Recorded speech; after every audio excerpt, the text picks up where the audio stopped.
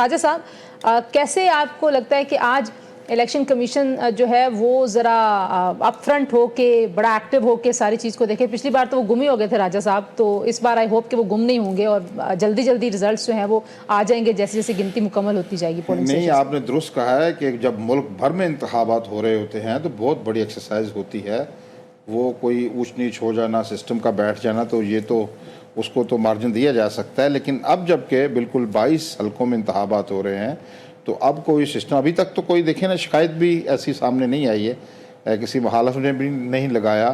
اور جو ہم سمجھ رہے تھے پی ٹی آئی کا ووٹر کافی مایوس ہو گیا ہے میرے خیال میں. وہ جو رہائی کا ایک ان کا تھا نا کہ ہم ووٹ ڈالیں گے 8 فروری کو رہا ہو جائیں گے، تو وہ بھی کام نہیں ہوا.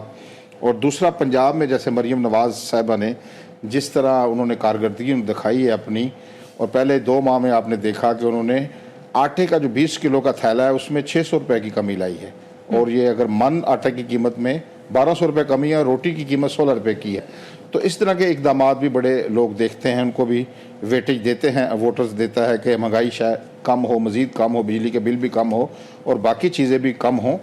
تو اسی وجہ سے ان کو میرے خیال میں مسلم لیگ نون کو ووٹ ملا ہے. اور دوسری بڑی بات جو بٹی صاحب نے کی تھی کہ یہ تو سامنے کی بات ہے کہ حکومتیں جن کی ہیں، لوگوں نے 5 سال چلنا ان کے ساتھ ہے. ابھی دیکھیں نا خیبر پختونخوا میں علی مین گنڈا پور کے بھائی وہ آگے جا رہے ہیں، برتری ان کو مل رہی ہے. ہم اس موضوع پر کیوں نہیں بات کرتے میڈم تنزیلہ مظہر کہ جب ہم بڑی آئیڈیلزم کی گفتگو کرتے ہیں، موروثی سیاست کا بڑا ہم نے چرچا سنا تھا، ایک بہت بڑا الزام لگاتی تھی پی ٹی آئی اپنے مخالفین پر.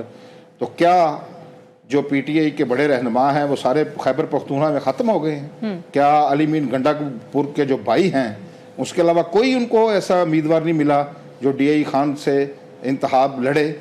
وہ دوسری جانب مولانا فضل الرحمان کے بھائی انتخاب لڑ رہے ہیں.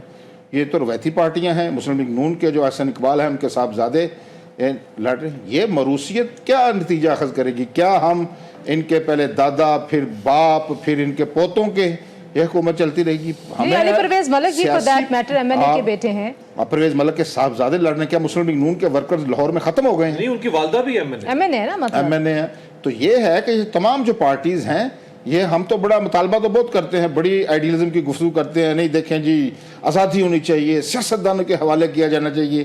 یہ کرنا ہے کہ آپ کا اپنے بیٹوں کو آگے لانا ہے. پورے ملک بھر میں آپ دیکھ لیں، بیٹا، بھتیجا، بھائی اس کے آگے. ابھی جب آصف زرداری صاحب نے اپنی نشست چھوڑی ہے تو پیپلز پارٹی کے کسی کارکن کو آگے لانے کی بجائے انہوں نے ضمنی انتخاب لڑایا اپنی بیٹی کو. ٹھیک ہے، بیٹا بھی ایم این اے ہے، بیٹی کو جس طرح لڑایا گیا بلا مقابلہ انتخاب میں، بھی مقابلہ ہی کرنے دیتے. سنا ہے وہاں امیدواروں کو بٹھایا گیا، لالچ دیے گئے.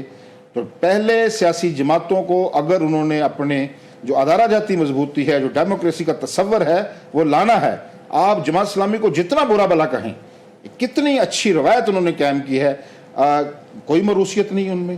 پہلے سید مدودی تھے، ان کا صاحبزادہ کوئی نہیں امیر بنا. پھر میاں طفیل تھے، قاضی حسین احمد تھے، سراج الحق صاحب ہیں، ابھی جناب حافظ نعیم صاحب بن گئے. جو کارکردگی دکھاتا ہے جس ہمارا عوام کا رویہ دیکھیں، عوام کا رویہ دیکھیں. وہ کہتے ہیں جیسی روح ویسے فرشتے.